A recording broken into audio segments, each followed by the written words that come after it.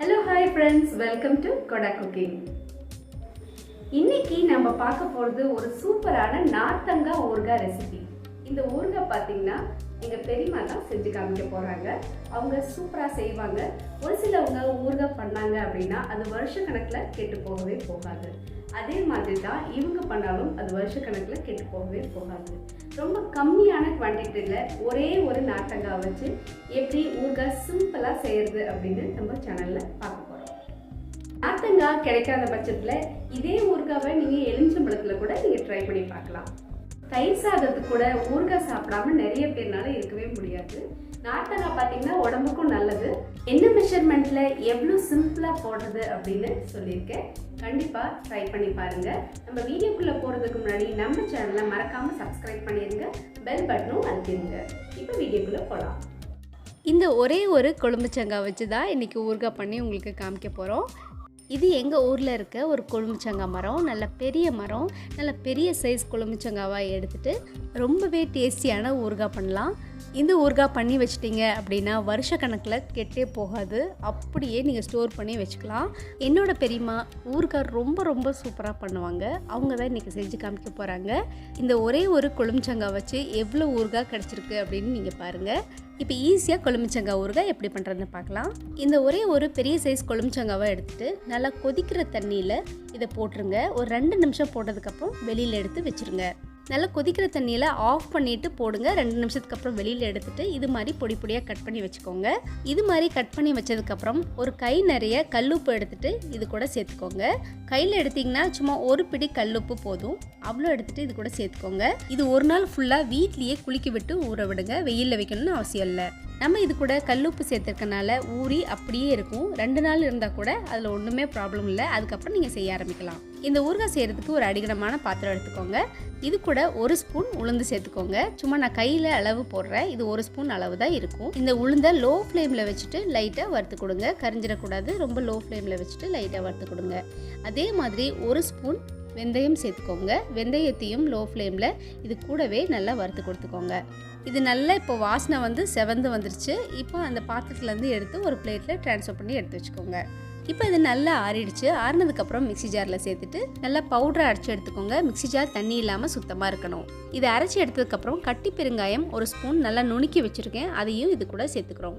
இப்போ இதையும் மூடி போட்டு நல்லா நைஸாக பவுடர் மாதிரி அரைச்சி எடுத்துக்கலாம். இப்போ இந்த பவுடரை உரமாக வச்சுட்டு ஊறுகாய் செய்ய ஆரம்பிக்கலாம். இப்போ அதே கடாயில் 100 ml நல்லெண்ணெய் பெரியம்மா சேர்த்துக்கிறாங்க. நல்லா சுத்தமான வீட்டில் ஆட்டின நல்லெண்ணெய் இது. உங்ககிட்ட எந்த எண்ணெய் இருந்தாலும் நீங்கள் யூஸ் பண்ணிக்கலாம். எண்ணெய் நல்லா காஞ்சதுக்கப்புறம் நீங்கள் வீட்டில் வச்சுருக்க கடுகு உளுத்தம்பருப்பு 1 ஸ்பூன் சேர்த்துக்கோங்க.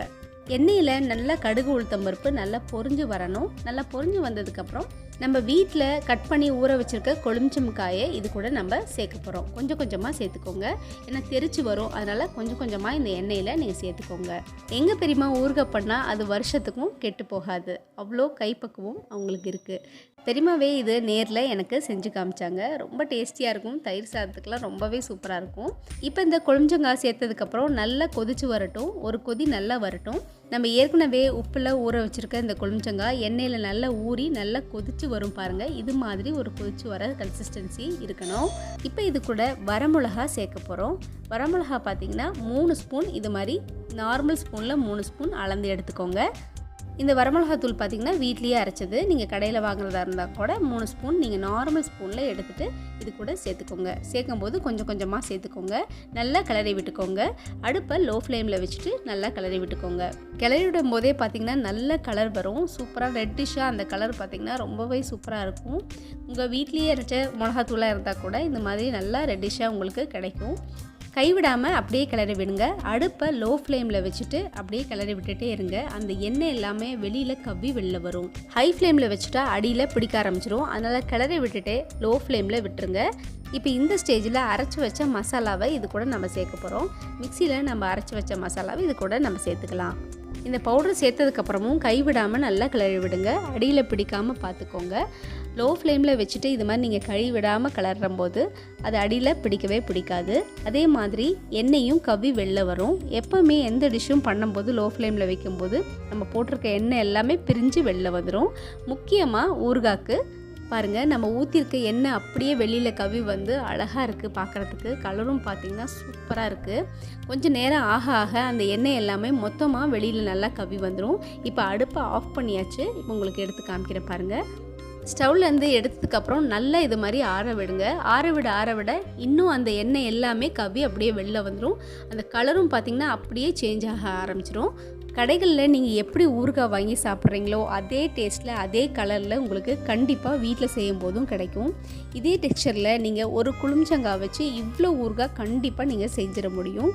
உங்களுக்கு குளும்ச்சங்காய் கிடைக்கல அப்படின்னா கூட நீங்கள் லெமனில் கூட இதே மெத்தடில் நீங்கள் ட்ரை பண்ணி பாருங்கள்.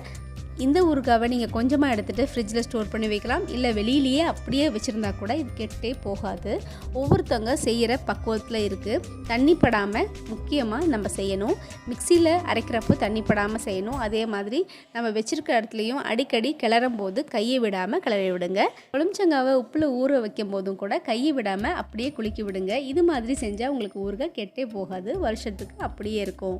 குளும்ச்சங்காய் உடம்புக்கு நேச்சுரலாகவே ரொம்ப நல்லது. தயிர் சாதத்துக்கு வச்சு சாப்பிடும்போது அவ்வளோ டேஸ்ட்டாக இருக்கும். கண்டிப்பாக நீங்கள் வீட்டில் ட்ரை பண்ணி பாருங்கள். உங்கள் ஃப்ரெண்ட்ஸ் அண்ட் ஃபேமிலிக்கும் ஷேர் பண்ணுங்கள். நம்ம சேனலுக்கு லைக் பண்ணுங்கள், கமெண்ட் பண்ணுங்கள், மறக்காமல் சப்ஸ்கிரைப் பண்ணிடுங்க. தேங்க்ஸ் ஃபார் வாட்சிங். பாய்.